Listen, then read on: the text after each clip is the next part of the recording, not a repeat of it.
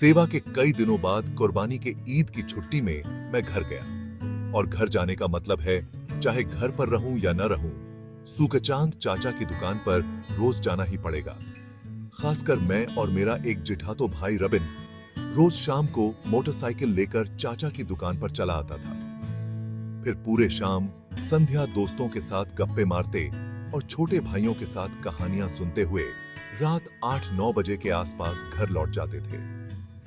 मेरे गांव के घर से सूकचांद चाचा की चाय की दुकान तक आने जाने के रास्ते में एक बिल पार करना पड़ता था। बिल के बीच में यह रास्ता लगभग 1.5-2 किलोमीटर है। पूरा रास्ता खाली है, आसपास कोई बस्तियां नहीं। जहां तक देखो बस विस्तृत फसली जमीन और पक्के रास्ते के दोनों ओर कुछ लाटिम पेड़ हैं। कहीं कहीं 2-1 बच्चे या पीपल का पेड़ पूरे रास्ते को एक आकर्षक दर्शनीय जगह बना देता है। खासकर मानसून के मौसम में यह जगह और भी सुंदर हो जाती है। तब पूरी फसली जमीन पानी के नीचे चली जाती है। बिल मानसून की पानी से भर जाता है। जिस दिशा में देखोगे सिर्फ पानी ही पानी होता है। पश्चिमी क्षितिज पर ढलते हुए लाल सूरज को कैसे बिल के पानी में खो जाता है, यह देखने के लिए शाम के समय सभी उम्र के लोग यहाँ इकट्ठा हो जाते हैं। बिल की अद्भुत सुंदरता को आंखों भर के देखते हैं। फिर शाम ढलते ही यहाँ सब कुछ खाली हो जाता है। हमारे चलन बिल के लोग इस जगह को मिनी कक्सबजार कहते हैं। जिनके पास कक्सबजार देखने की क्षमता नहीं है, वे इस चलन बिल में ही कल्पना में कक्सबजार देख लेते हैं। लेकिन इस अद्भुत सुंदरता के बीच कहीं कहीं कुछ अलौकिक घटनाएं छिपी हुई हैं। यह बहुतों को नहीं पता। बचपन में दादा से इस बिल के भीतर घटित कुछ भूतिया कहानियां सुनी थी, लेकिन कभी नहीं सोचा था कि अपनी आंखों से देखूंगा या कोई नई घटना का साक्षी बनूंगा। खैर, यह कुर्बानी के ईद के कुछ दिनों बाद की घटना है। उस दिन मैं और मेरा जिठातो भाई सूकचांद चाचा की दुकान पर जाने के लिए निकल पड़े। निकलते ही काफी देर हो गई थी, लेकिन शाम हो या कुछ भी, चाट मोहर में न जाकर और सूकचांद चाचा की दुकान की चाय नहीं पिए, यह नहीं हो सकता। घर से निकलकर बिल के बीच पहुंचते पहुंचते लगभग दिन ढलने ही वाला था। पूरी शाम का समय था। हल्की ठंड लग रही थी और दोनों भाई मोटरसाइकिल चला रहे थे। गाड़ी की गति 40-50 किलोमीटर प्रति घंटा थी। अचानक धानकुनिया पार करके जिस कब्रिस्तान के पास से गुजर रहे थे, वहां पहुंचते ही एक तीव्र गर्म हवा का झोंका आ गया। मैं और रविन दोनों ने इसे बहुत अच्छी तरह महसूस किया। रविन ने मुझसे कहा, चाचा तो भाई, गाड़ी की स्पीड थोड़ा कम करो। मैंने उसकी बात को समझा और तुरंत हल्का ब्रेक लगाकर बिल के पहले मोड़ को पार कर लिया। तब तक शाम आ चुकी थी। मैंने रविन से पूछा, क्या रे, अचानक ये गर्म हवा कहां से आ गई?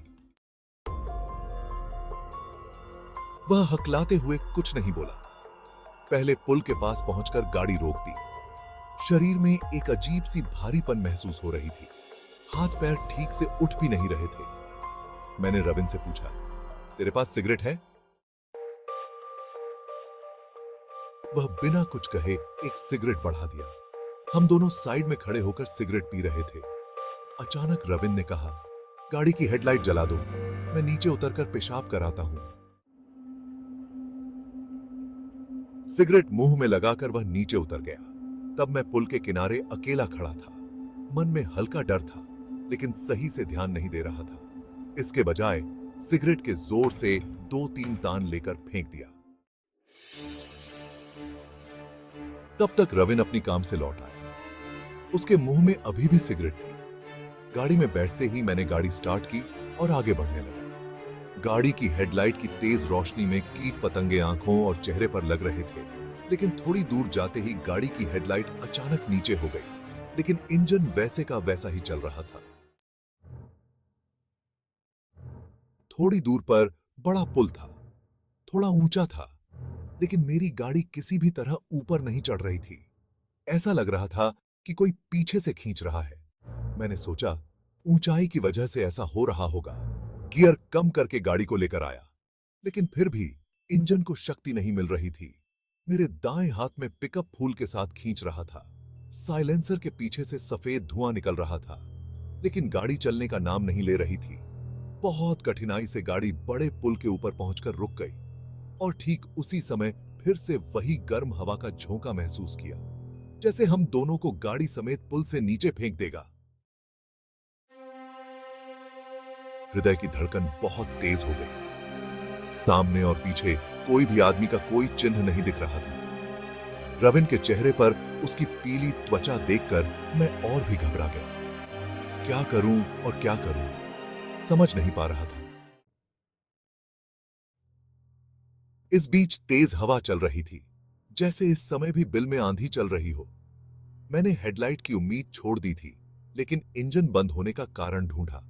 टंकी झकझोर कर देखा, नहीं, तेल में आराम से 100 किलो चलाया जा सकता है। स्पार्किंग प्लग को निकाल कर देखा। रविन से कहा, मोबाइल की लाइट जलाओ। वह गैस मैच निकालकर लाइट जला दिया। नहीं, सब ठीक था। स्पार्किंग चेक की, लेकिन प्लग में स्पार्क नहीं हो रहा था। और भी अधिक घबरा गया। इस ठंड के बीच भी हम दोनों पसीने से तर थे। अंततः सब आशा छोड़कर रविन से फिर सिगरेट मांगी। उसने सिगरेट निकालकर जलाने की कोशिश की, लेकिन इतनी हवा में लाइट नहीं जल रही थी।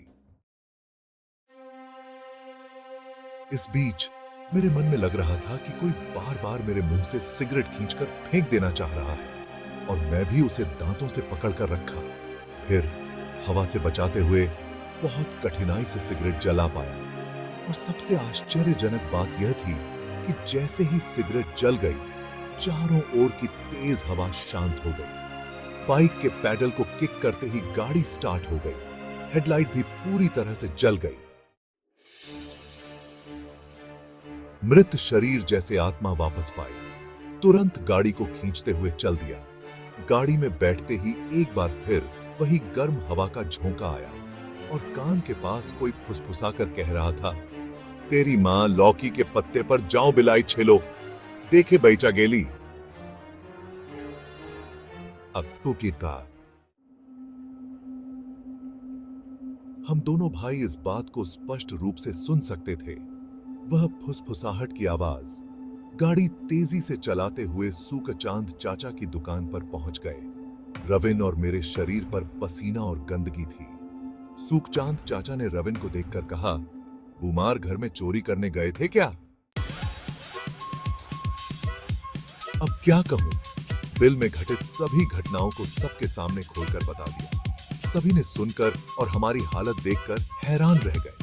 बकुल, ग्यास, इमरान, मिलन सभी ने कहा, भाई आज घर मत जाओ, आज चाटमोहर में ही रहो। बकुल ने कहा, चल मेरे घर में आज रहो। अब क्या किया जाए? मजबूरन वह रात बकुल के घर